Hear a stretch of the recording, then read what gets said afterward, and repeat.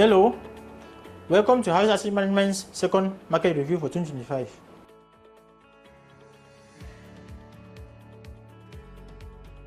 The first quarter of 2025 was characterized by major inflationary easing. This consolidated the central bank to have its first cut in monetary policy rates by 50 basis points for 2025. These Cemac states have had major decline in their inflationary pressures. For the case of Cameroon, we have had a reduction in inflation by 40 basis points, Congo by 30 basis points, and Gabon by 40 basis points. Unlike other countries like Central African Republic, Chad, and Equatorial Guinea, which have had an increase in their inflationary pressures by 30 basis points and 40 basis points respectively. As concerns forecast 2025, we expect the Cemac states to have their overall inflation to be around 2.9%, which is below the 3% fixed by the central bank. Cameroon, Central African Republic, Gabon, and Congo will have their inflation to be above 3%, unlike Equatorial Guinea and Chad, which are going to have their inflation to be above 3%. This dynamism in inflation will cause the central bank to maintain its key policy rates by June, and then we foresee a major cut by September 2025 of 50 basis points.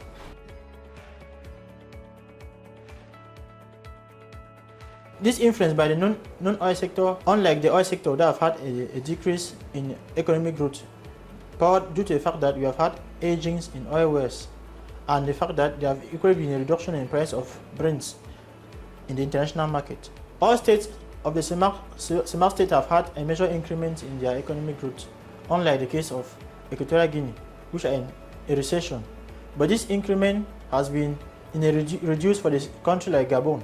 For 2026, we foresee that all the Cemac states are going to have a major increment in their economic growth, unlike Central African Republic that are going to have a reduction in their economic growth as compared to 2025. 2024 has been characterized by major fluctuations in the price of crude oil. Recently, with the tariff imposed by Donald Trump, we expect price of crude oil to fall to $65 per barrel in 2025. This price was driven by the fact that in the supply sector, we will have an increase in supply, an overall increase in supply, but due to the fact that we are going to have an increase in the supply by US, the OPEC countries are going to have a resumption in production, and equally there's going to be resumption in talks between Iran and the US.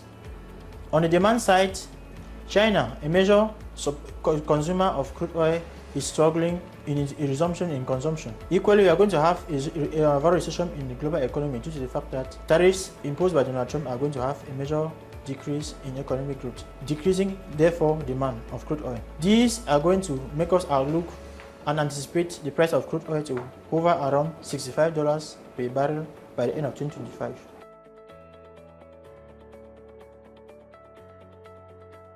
In the Cemac financial markets, the market capitalization of the debt sector have had a major reduction of about 2.2% since January 2025. This reduction has been due to the fact that though there has been an enlisting of the bonds of ASEP, there have not been major enlisting of government bonds of Cemac states during this period. In the equity sector of this market, there has equally been a reduction of 3.4% in the market capitalization due to the fact that Safacam, SMC have had a reduction in the price of their shares, unlike an increment in the price of Safacam and SAGR. In the upcoming future, we are going to have major entries in the debt sector of the market of government bonds of Gabon, Cameroon, and Congo. Equally, we're going to have an entry of the corporate bonds of SMPC. In the equity sector of the market, we envisage the entry of BJF Bank that's going to be quoted in some time to come. As of February 2025, the Cemac debt outstanding situated itself at 7,525 billion francs CFA, giving us a market debt ratio of 11%. We foresee this debt ratio to continue to increase to situate itself at about 11.8% by the end of December 2025. This movement in the macroeconomic and the financial sector of the market brought about major dynamisms in the yield curve of Cemac states. For the case of Cameroon, In the short term of December 2024 had situated itself slightly above that of 2024 due to the fact that though inflation easing, it still remained at the higher level. And equally, the central bank maintained the key policy rate at a higher level. In the long run, we have an alignment in the yield curves due to the fact that inflation is going to continuously be easing, and the central bank has had a reduction in its key policy rate. In the near future, we expect the long-term yield curve of Cameroon below that of the spot rate at the present moment due to the fact that inflationary pressures are going to ease more and more, and the central bank will going to undergo major cuts in its key policy rate in order to curb inflation in the near future. For the case of Gabon, we have had an increase in the yield curve in the short term due to the fact that inflationary pressures were high, equal at an easing rate, and then the central bank had the interest rates at a higher level.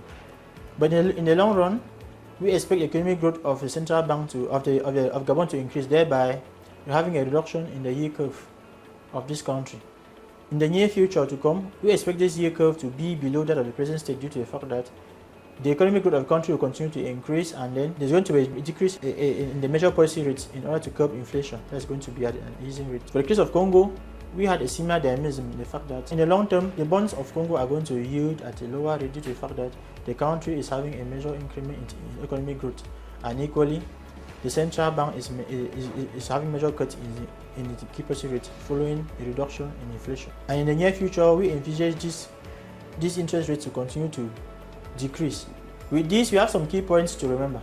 In the macroeconomic context, we expect good prospects for economic growth driven by the non-oil sector. We expect inflation to continue to reduce, and we could expect the price of crude oil to hover around $65 per barrel for 2025. In the capital markets, we expect that the interest rates are going to reduce, the yields of the Cemac states are going to equally decline, and we expect the central bank to maintain its key policy rates in June 2025 during the June MPC, but expected to have a major decrease again, a major cut in September, during the September MPC. As concerns optimal portfolio allocation, we recommend our investors to choose low-risk government bonds.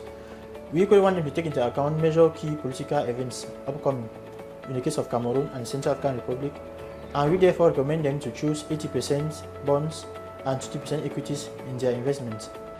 With this, we thank you for your kind attention and hope to see you in the next market review for Harvest Asset Management.